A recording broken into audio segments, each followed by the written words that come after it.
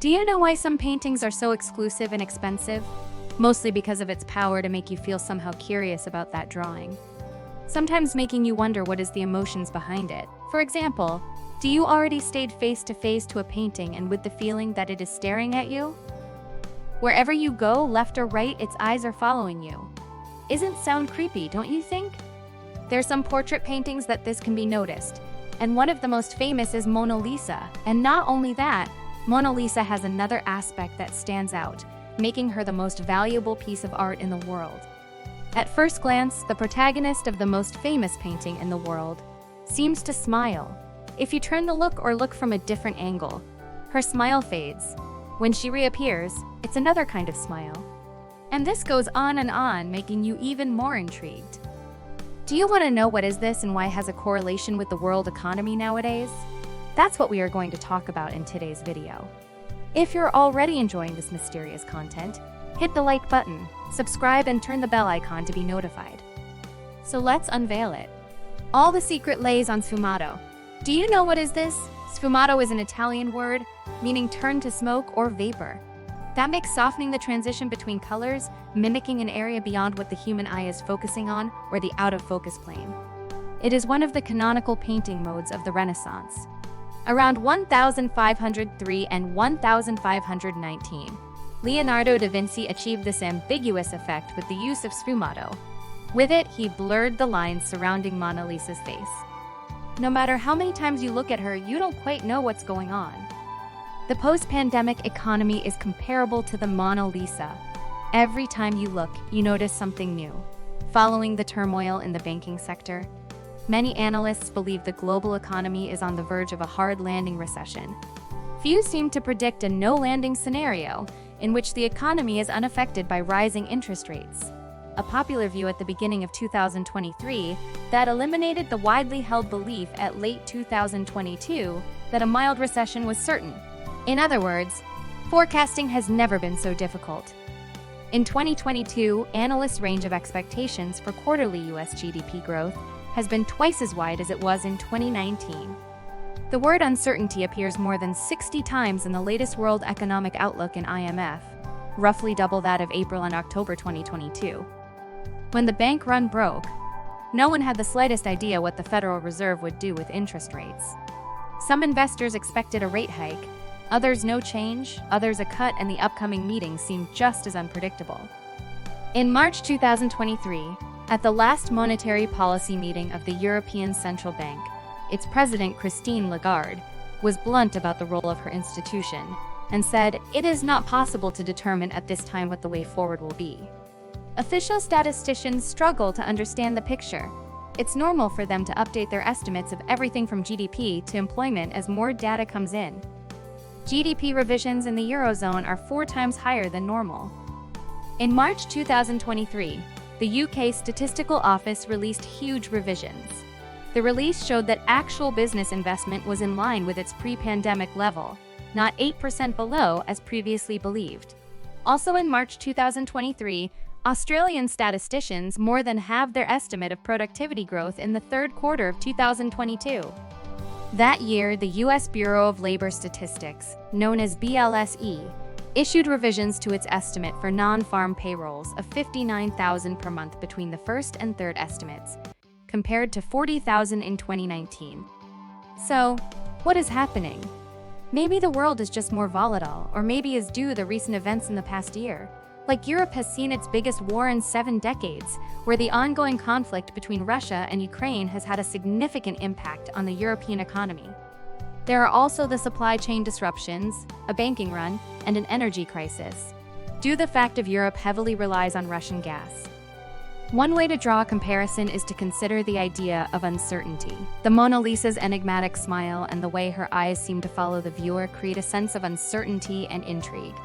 Similarly, the post-pandemic economy is characterized by uncertainty, as people are unsure of how the economy will perform in the wake of the pandemic. This uncertainty can create a sense of intrigue and curiosity as people seek to understand the new economic landscape. Putting in context, everything started with the COVID-19 pandemic, which caused a significant slowdown in economic activity as countries throughout the continent imposed severe lockdown measures to stop the virus's spread. Many businesses had to close, resulting in massive job losses and a drop in consumer spending. The European Union and many other countries, especially United States, reacted quickly, launching a major economic stimulus plan to assist businesses and individuals affected by the global pandemic.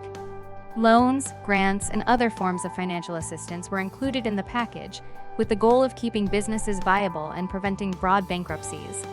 Despite all these efforts, these economies have been slow to recover.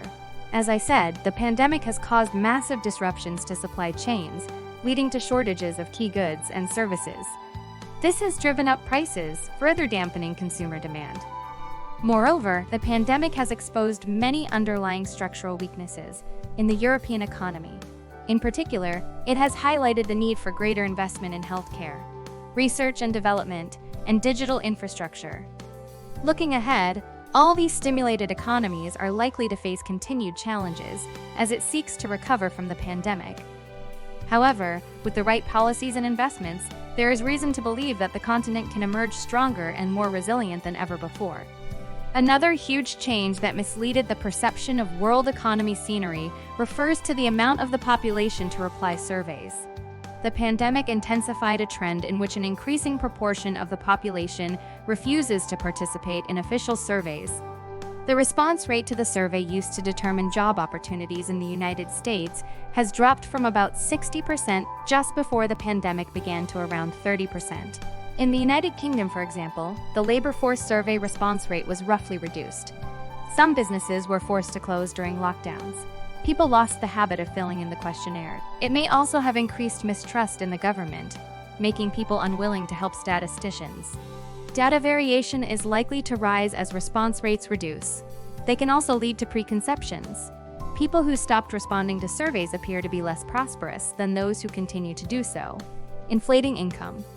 According to Jonathan Rothbaum of the Census Bureau, the real rise in median household income in the United States from 2019 to 2020 was 4.1%, not 6.8% as previously reported, adequate due to the non-response rate. A lack of response has continued to increase revenue statistics by roughly 2% after 2020.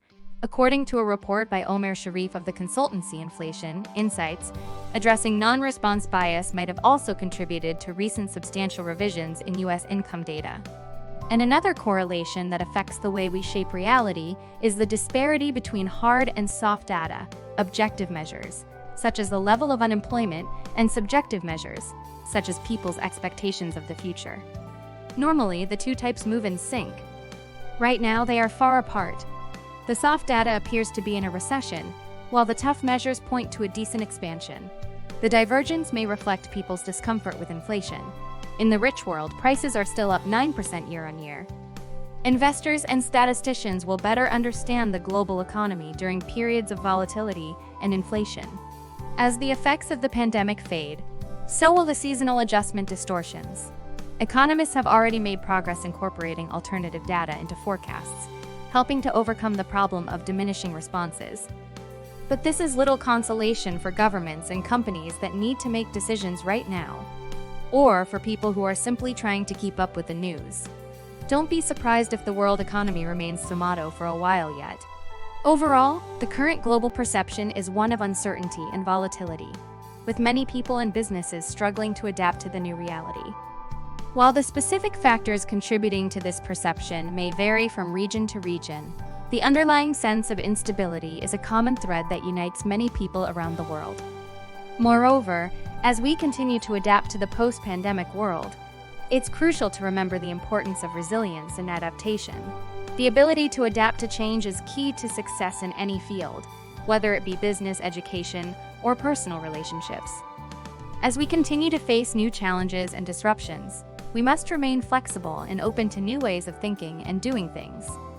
The current global situation is complex and challenging, but we have the tools and resources to navigate it successfully.